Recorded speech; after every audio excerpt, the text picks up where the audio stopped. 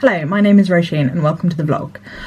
So, I have just finished work on Friday evening and the lighting is terrible because it still gets dark at 4 o'clock in the UK, so we haven't recovered from that yet. But I thought I would start a weekend reading vlog for you guys. Talk you through what I'm reading and take you along for the weekend. I am halfway through Bangkok Wakes to Rain, which I do have. It's upstairs in my bedroom, but I can't be bothered to go and get it. It is set in Bangkok in Thailand, and it's set over various different time periods following various different perspectives. It kind of feels like a set of interconnected short stories at the moment. So we hear from one perspective and then in the next perspective the other character is in the background or is part of it, like a secondary character in the first story is a primary character in the next story, and so on, for the most part. Yeah, I'm halfway through, and it has talked about the 1970s coup and then the political action, like the reprisals against student protests, which were awful and bloody, and I knew nothing about them, so that was interesting to hear.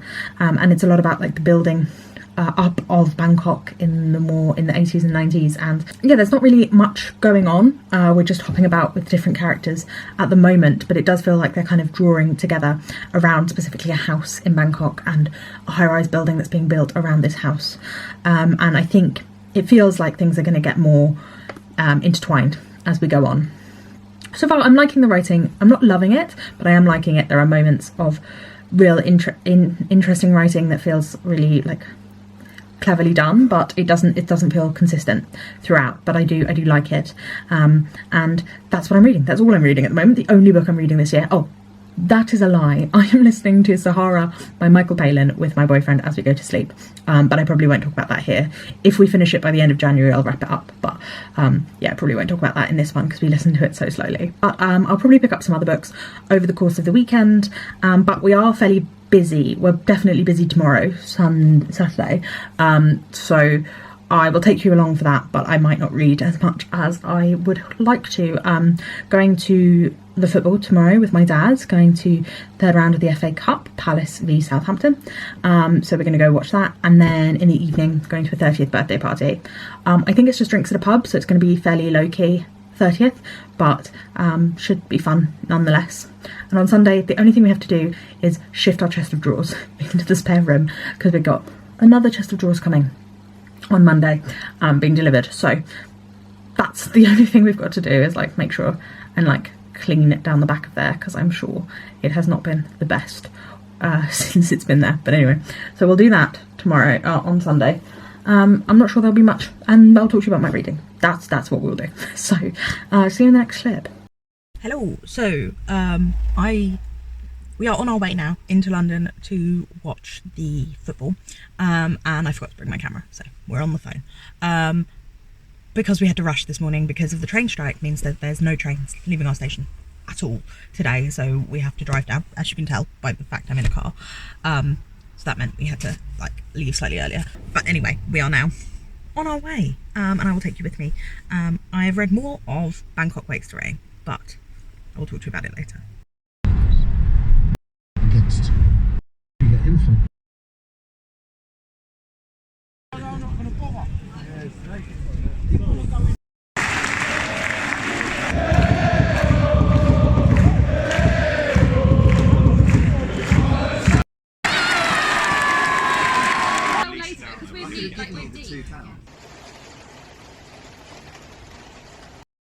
Hello. So yes, I do still have my Christmas tree up. It is past the 6th of January, although I have read somewhere, I think it might have been Nigel's data, that traditionally people took their Christmas trees down on the 2nd of February, Candlemas. So it can have a few more weeks, I think, without me breaking the rules. I feel like I've forgotten how to vlog. It's been a while since I've vlogged anything, and I feel like I've just forgotten what I'm supposed to be doing or how to do it. I've forgotten how to read as well. It's the 8th of December and I haven't finished a single book yet. So I'm feeling a little at a loss at the moment, unsure of where I am or what I'm supposed to be doing. So I have a lot to do today around my house. I also kind of want to go for a walk. One of my New Year's sort of goals was to go outside every day, but it is raining. So, not that I'll melt, I'm not sugar, but I am, just not feeling up for it. I feel like I really want to cocoon myself today and do absolutely nothing. Lately I've been feeling quite sick first thing in the morning, not like vomiting sick, like as if I have a cold. I keep thinking I'm developing a cold. Every morning I feel stiff and tired and achy and lethargic and just not great. And then by the afternoon it goes and I no longer feel like I'm coming down with a cold. So I don't know what that is, but it's not fun. But I'm gonna do some chores today. I'm gonna try and get some things done. I've just put a load of laundry on. So yeah, I'm gonna do that, but I'm also going to listen to an audiobook while I do it. I'm going to listen to Kiss Her Once for Me, Books and Lala's Besties book club pick for January. So I'm gonna listen to that. I'm hoping that it will be easy and not annoying. If you've been around on my channel before, you'll know I have kind of a history with romance novels. I have read some and enjoyed them. Like the works of Tessa Dare I enjoyed, but I've also read several of the popular ones that I really didn't like. So we'll see how this one goes. Like I said, I'm not feeling optimistic at the moment, but I'm going to do my best. Feeling a bit uncertain about vlogging and about reading and about everything. So this video might be a bit strange, but I'll do my best.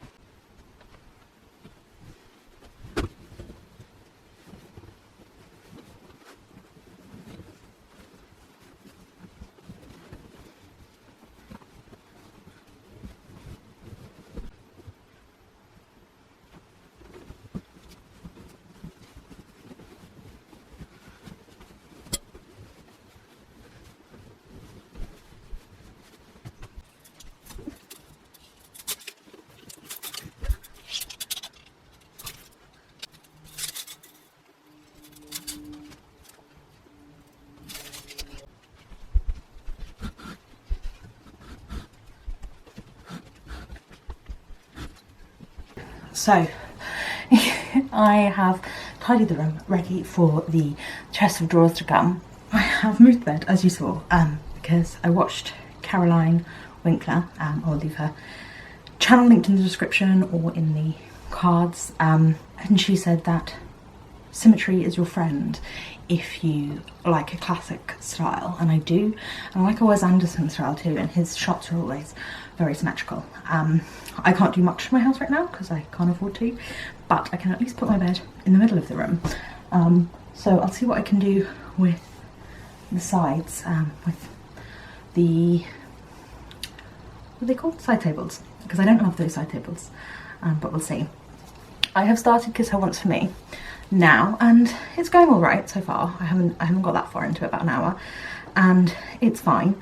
I will say the thing that I think that annoys me most about all commercial fiction, whether that's romance or cozy mystery or anything in that kind of commercial genre, even thrillers, is the bad similes. There are so many bad similes all the time, and like extraneous similes as well. I guess I like my writing a bit more pared back maybe, but I do like ornate writing in a way. It's just similes. I think I just don't like similes. I'm not sure. But yeah, so we're gonna, I don't know what I'm gonna do for the rest of the day, but I'm sure I'll take you along with me.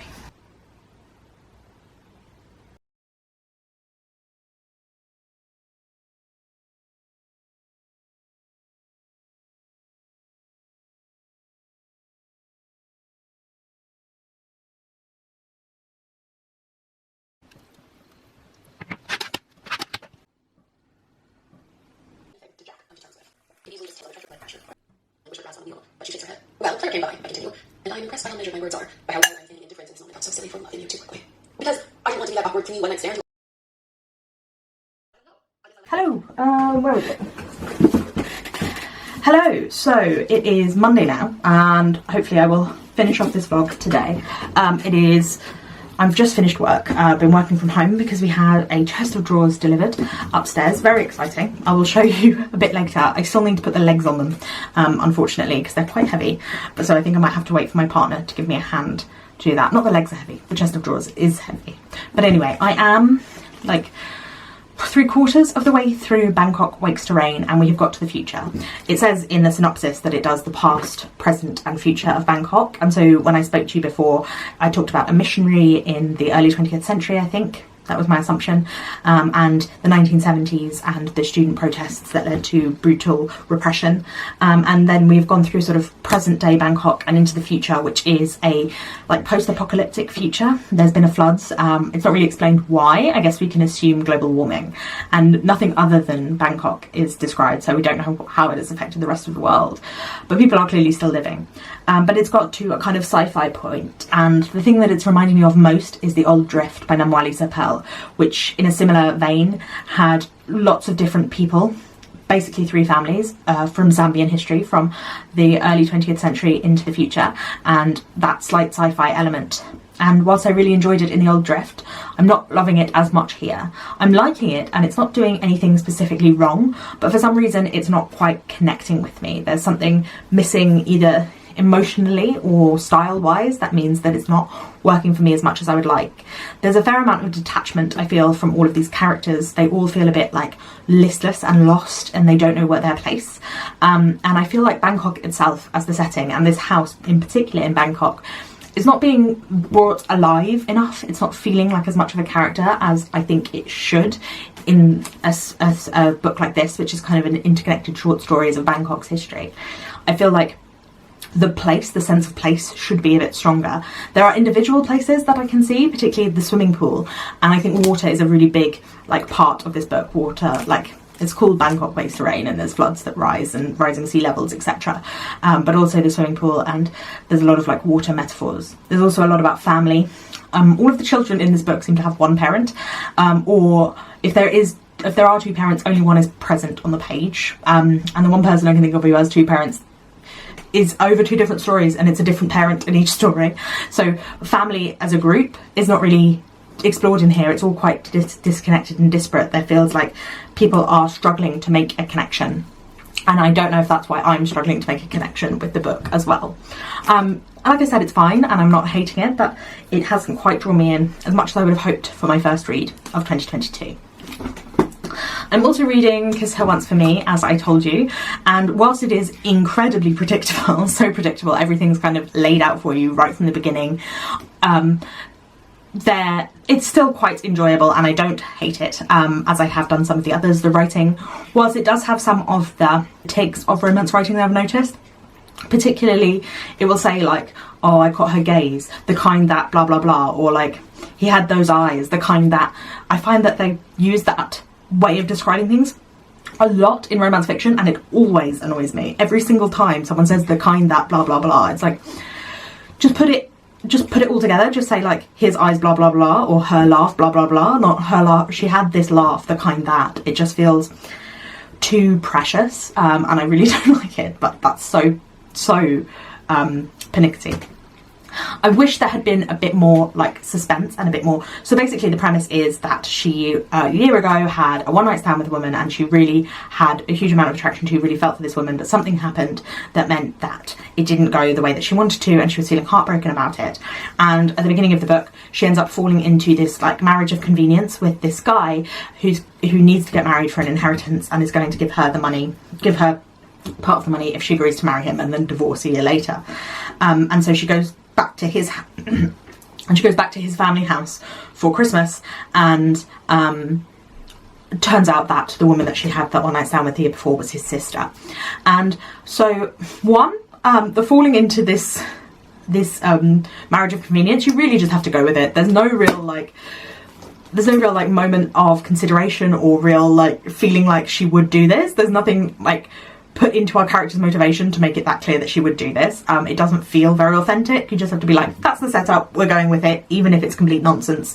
It's what the setup is, and it's what we're going to have to go with. And I'm fine for kind of suspending my disbelief for that moment. But what I do wish is that this is a bisexual character, obviously, our main character.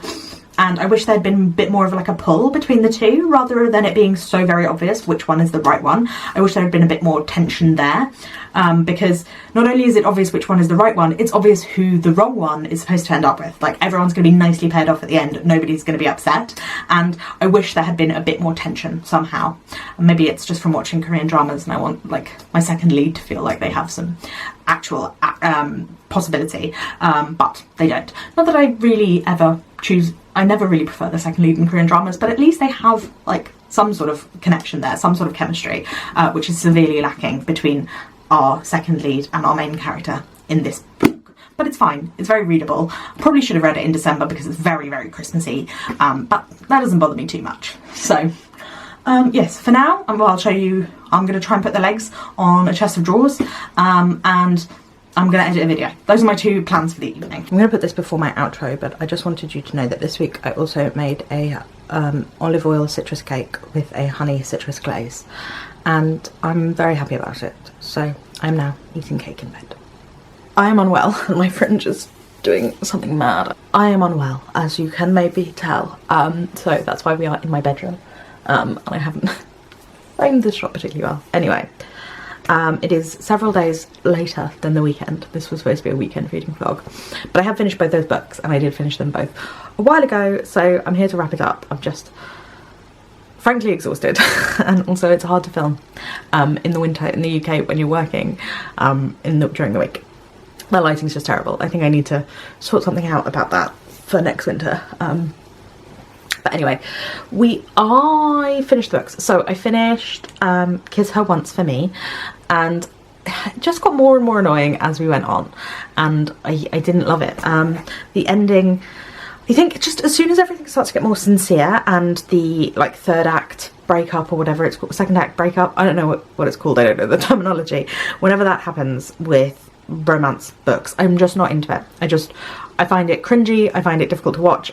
I read because I'm uninterested, because I find it boring. I feel like the characters are rarely built up enough for the third act or whatever to feel compelling, to feel honest. Like, it's always set up, or at least this fake dating trope, or marriage of convenience, or whatever the trope is set up with where you know where the bug is, you know where the bug lies, and because the bug doesn't come out until quite late on, ruins things. I have enjoyed in the past things where a similar trope is used, but the bug comes out quite early on, and I think that that's useful because it allows the drama, the tension to go in a different way. You're not just spending the entire book waiting for the people to realise that they're fake dating, and for the bit she was writing a comic about her life, for people to find out about that. Like, those things were just hanging over it the whole time, and I don't really like that. And I like it when it comes out and people are like understanding about it.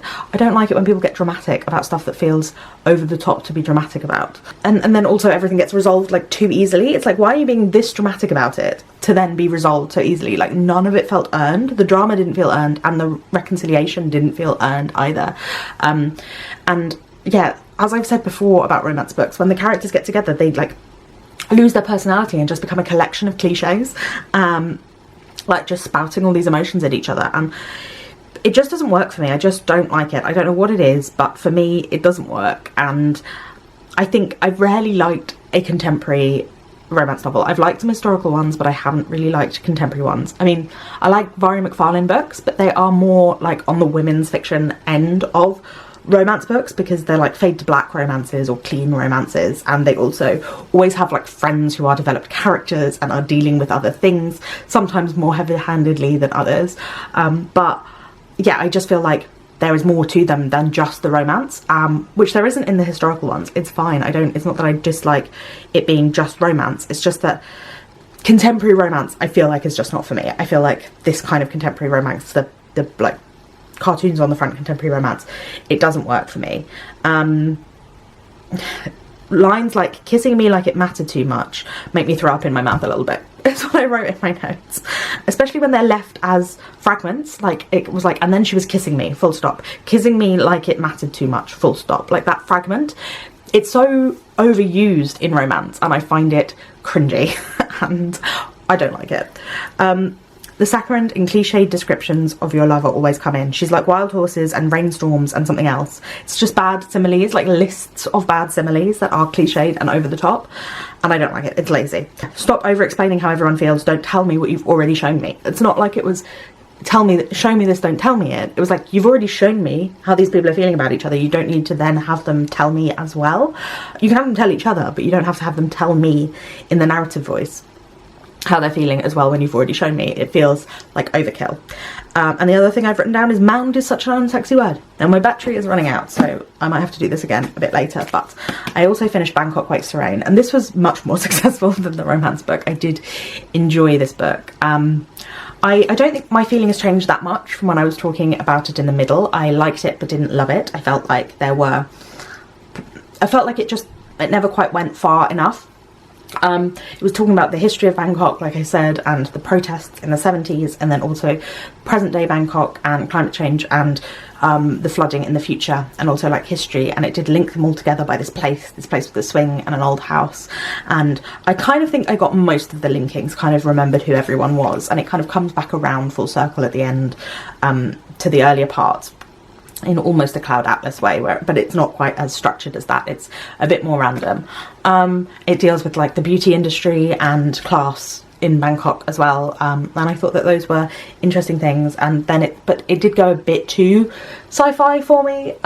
It reminded me a little of The Old Drift by Namwali Sapel, as I think I said before, which also covers that, but I think there was more of a narrative drive in that, and the characters were more fully expanded upon, and I could get on board with it more. It felt more like it followed through, whereas this felt a little more disparate, a little more disconnected, definitely closer to a collection of short stories than The Old Drift. And yeah, it had some really beautiful sections of writing. Let's see if I can find one for you. She hung up the phone and turned off the lights. She lay down next to Maru, who was already asleep, and listened to herself breathe in the immense dark, awake and alone. So yeah, I did like the writing of this one, but I didn't fall in love like I'd hoped to. Like I said before, it won an award for a book with a sense of place, but for me, the sense of place was somewhat lacking. There were parts of it where it felt visual, but it just didn't feel immersive in terms of a sensory experience. I feel like there are other books I've read, like The Betrayed by Rianea Karke Melvin, or The Dead Wander in the Desert by Roland Seisenbaev, where the place feels really like alive and it feels tactile in a way, and this felt more visual than any of the other senses. It definitely felt like I could see what was happening, but I didn't feel immersed in the book or in the setting. Yeah, I felt like it just could have gone a little bit further, but it was nice for what it was. It was good. I think it succeeded at what it wanted to do. I think that it's just my personal taste that it didn't quite tap into that love section. Like, I would put it in a 4-star category if I were to rate it that way. If that helps you to understand what I'm feeling like. So yeah, I enjoyed it. Unfortunately didn't love it for my first read of the year, but I did like it enough. So I hope you enjoyed this weekend reading vlog. I think reading vlogs are going to be a little bit different this year from me, fewer themes. So we'll see how that goes. You'll have to let me know in the comments down below. It's not that there will be no themes, I just don't think I will be trying to theme absolutely everything. Let me know what you think of that in the comments, as I said. And thank you for watching. If you did enjoy it, please do remember to like this video. It really helps me out, and leave your thoughts in the comments. And I will see you again very soon. If you aren't subscribed, please do. I put out new videos twice a week, so I will see you again very soon. Thank you for watching. Bye bye.